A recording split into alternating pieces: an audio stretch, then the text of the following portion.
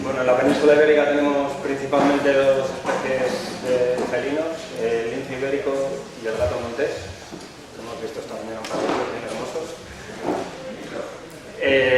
La historia, bueno, la distribución histórica del lince sufrió un tremendo retroceso. En los años 60 prácticamente todo el cuadrante suroccidental había linces, en los 80 se redujo bastante. Y el primer censo preciso que hicimos entre el 2000 y 2002 mostró únicamente dos poblaciones, en Andújar y en Doñana, con menos de 100 individuos en total y, como bien has dicho, unos problemas de endogamia bastante importantes. De hecho, en Doñana, por ejemplo, solamente había un patrón de pelaje. Uno de los principales problemas que tenemos con el lince es que es especialista trófico en el conejo. Si queremos que haya poblaciones reproductoras, necesitamos al menos un conejo por hectárea, un conejo por hectárea mínimos, porque más o menos tienen las necesidades tróficas para comer un conejo al día. Es verdad que ahora mismo, por ejemplo, en Andújar, que bajan mucho las poblaciones de conejo, pueden sobrevivir con ungulados, llegan a cazar muflones, alguna gama, incluso alguna cierva, pero no conseguimos que haya reproducción en buenas condiciones con ungulados. El celo se produce normalmente en diciembre y febrero, que es cuando vienen las hordas de turistas a fotografiarlos. La gestación dura un par de meses y a principios de primavera es cuando se reproducen. Los cachorros normalmente hasta finales de julio no se ven por el campo, cuando empiezan a moverse con las madres, es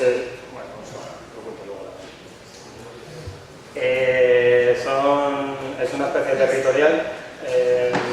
Las hembras suelen tener en torno a 500 hectáreas de territorio si las condiciones de conejo son buenas, aunque llega a haber grandes territorios. En Doñana, en la zona central, hemos tenido alguna hembra que tenía 1200 hectáreas. Y los machos, si hay mucho conejo, hemos llegado a tener condiciones de un macho y una hembra, pero normalmente suele haber 2, 3 más o menos, y tienen unos territorios mucho más grandes. Aunque sean territoriales, como te pasó a ti, no quiere decir que estén absolutamente solos. De hecho, hay veces que también son filopátricos. La madre a veces comparte el territorio con la hija y hemos llegado a ver, y encima aparece el macho, los cachorros del año anterior. De vez en cuando aparecen manadas de 6 individuos, pero vamos, es una cosa poco habitual. Tenemos la suerte de que tienen manchas. Hay como 3 patrones del pelaje principal. Aquí veis los 3, un cachorro a la izquierda de mota gorda, el siguiente sería mota intermedia y el tercero es de mota fina. Hasta el 2008 así, por problemas de endogamia, en Doñana hacía muchos años que había desaparecido tanto el patrón intermedio como el de patrón de mota fina y únicamente quedaban individuos de mota gorda.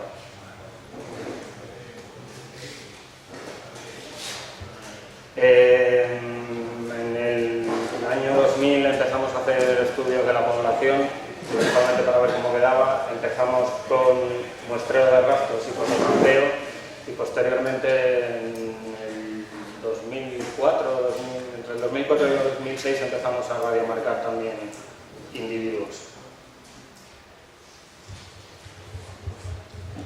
La primera aproximación que tuvimos que hacer era, nos recorrimos toda el área de distribución histórica buscando huellas y excrementos. Los excrementos los mandábamos a analizar para ver cuáles eran las zonas de presencia y dónde había el incidente, ¿no? Básicamente. Con esto, la idea que teníamos era que iba a haber muchas poblaciones, que todavía quedarían bastantes poblaciones, y lo que queríamos era además poder estimarlas en algunas poblaciones concretas, hacer un estudio más fino de la densidad que había y poder extrapolar y calcular el número de linces. Por desgracia solamente nos encontramos 2 poblaciones y hemos estado centros muchos años ahí. Esta regresión, que no salía muy precisa, la tenemos aparcada. Esperemos que dentro de unos años no demos abasto para fotografiar todas las poblaciones y vuelva a ser útil. La otra técnica con la que empezamos es el fototrampeo. Se empezó a utilizar con los tigres en los años 90 en la India y la importamos por aquel entonces no existían las cámaras digitales. Teníamos cámaras con una plancha enterrada, la típica cámara de primera comunión de cuando éramos niños. Y teníamos que, la rayante que utilizábamos para que viniese el lince a la cámara era orina que se conseguía con las hembras que había en cautividad. Más adelante tuvimos el problema de que solamente había 2 hembras en cautividad, que no producían suficiente pis para todas las cámaras que teníamos en el campo. Entonces se nos ocurrió poner palomas. Ay, perdón. Bueno, esto era un vídeo, pero es que he cambiado de ordenador. Aquí lo que tenemos es una paloma con su comida y está perfectamente la paloma. Entonces el lince viene a intentar capturarla, empieza a dar vueltas y la ventaja que tenemos con este sistema es que le podemos fotografiar en todos los ángulos los 2 flancos, porque el patrón de manchas es distinto por cada flanco, con lo cual ya identificamos completamente a los individuos. También tenemos cámaras de infrarrojos desde hace ya bastantes años que permiten sacar mucha más cantidad de fotos. Esto tiene la ventaja sobre todo en la época de reproducción, que es cuando solemos hacer el fototrampeo. Ya identificamos quién es la madre y desde el primer momento, desde que los cachorros son pequeños, ya tenemos todos los ángulos del individuo y cuando posteriormente sale, sabemos quién es. Los identificamos individualmente por las manchas. Todavía seguimos haciéndolo a mano. Hemos intentado encontrar programas, pero hasta la fecha siguen sin funcionar. Al principio era una tarea relativamente sencilla, pero ahora tenemos 305 individuos, empieza a ser una auténtica pesadilla, la verdad. El fototrampeo además nos permite conocer muchos más datos, como la distribución espacial, los sexos, la reproducción, temas de comportamiento. Ahí están los cachorros saludándose, que se saludan a topetazos. También delimitamos los territorios y luego nos permite también actuar con temas de salud. Este era Pétalo, que tuvo una pequeña pelea con su vecino y lo tuvimos que sacar del campo. Estuvo en un centro de recuperación 3 semanas y lo volvimos a reintroducir en su territorio y vivió allí 4 años más.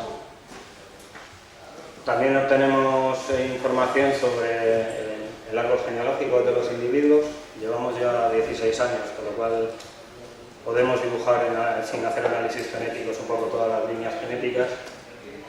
Y muy importante también, podemos tener información sobre cómo reaccionan a las distintas actuaciones que estamos haciendo. Esto es un cercado de alimentación suplementaria. En algunos momentos muy concretos que no hay suficiente conejo, les ponemos conejo en un sitio de fácil acceso, que les pueden capturar fácilmente.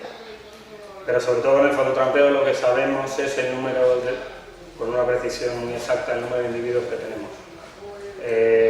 Prácticamente nunca capturamos un individuo que no sepamos, normalmente uno al año, una cosa así, que no hayamos capturado desde pequeño. Y bueno, hicimos estadística en su momento, todo el tema de captura-recaptura, pero como tenemos un esfuerzo tan grande, realmente no es necesario. Los individuos que capturamos cada año es el total de la población. También obtenemos bastante información sobre toda la comunidad de carnívoros, lo que nos ha permitido saber un poco si se pega con el resto. Con el meloncillo, con el zorro y con el gato los expulsa del territorio, con el tejón no se atreve. Esto es importante también de cara al sector cinegético porque hay muchas zonas que le tienen bastante, como son fincas de caza menor, tienen mucha manía al zorro y es un aliciente para que quieran que vuelva el lince a sus territorios. Cuando empezamos con el radioseguimiento, lo principal que queríamos saber era qué pasaba con los individuos dispersantes. Pero como a la vez estábamos haciendo muchas actuaciones de conejo en las zonas donde capturábamos los linces, por desgracia, ningún lince se dispersó, se quedaron todos en el territorio materno. Otra de las Cosas importantes que queríamos conocer es en la zona periférica, que empieza a haber mucha más presencia humana, qué sucedía si nos estaban matando algunos linces o si había algún problema. Y por último, todos los individuos que estamos reintroduciendo, sobre todo las primeras remesas que soltamos, van marcadas con collar porque es importante tener una información mucho más precisa de qué está pasando en esas zonas.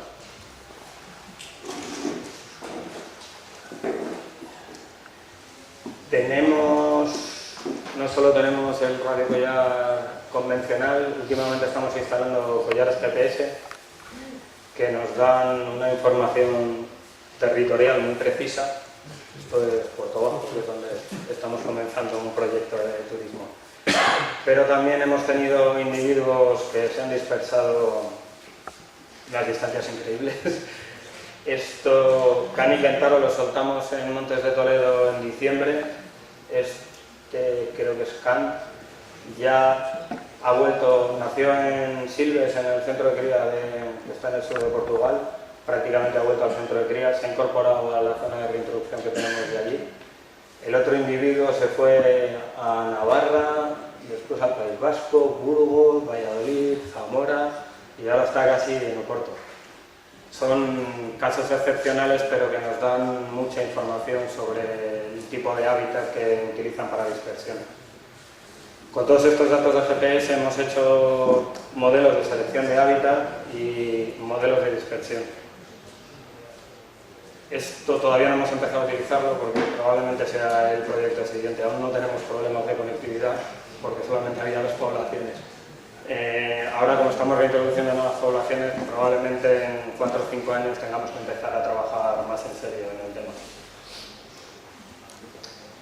Con toda esta información, alrededor del año 2002, hicimos un análisis de cuál era la problemática que había llevado a esta situación. Uno de los principales problemas era la destrucción de hábitat, con 2 facetas contrapuestas. Por un lado, el abandono rural y cada vez hay más matorral y monte más cerrado, y por el polo opuesto, la concentración parcelaria de la PAC, que esto, a su vez, influía negativamente en el conejo, que se había visto muy normal. En los años 50 tuvieron una enfermedad, la mixomatosis, que diezmó las poblaciones, se quedaron en torno a un 20% de lo que eran en aquel entonces, y para rematar la faena, en los años 90 entró la neumonía hemorrágico-vírica, que dejó las poblaciones en un 10%. Había empezado el conejo a recuperarse paulatinamente hasta el 2011. En el 2011 la neumonía ha mutado y tenemos una variante nueva que nos tiene bastante asustados, porque mata a los gazapos. Esta variante anterior por lo menos respetaba a los gazapos, pero la nueva variante está matando a los gazapos y no remonta a la población. Sumado a esto, como el conejo cada vez era un recurso más escaso, aumentó más todavía el control de depredadores con lazos, y el lince es muy fácil de capturar. Prácticamente en este estadio, a principios de los años 90, que fue cuando fue el momento de menos conejo, pusieron alares de lazos todavía en las faldas de las montañas y desapareció. De Montes de Toledo debió desaparecer en 5 años el lince prácticamente. De todo el sur de Ciudad Real y toda esta zona también. Debió de ser una cosa rapidísima en 6 años. Sumado a eso también teníamos el problema de las infraestructuras, pero por aquel entonces no debió de ser el motivo más grave.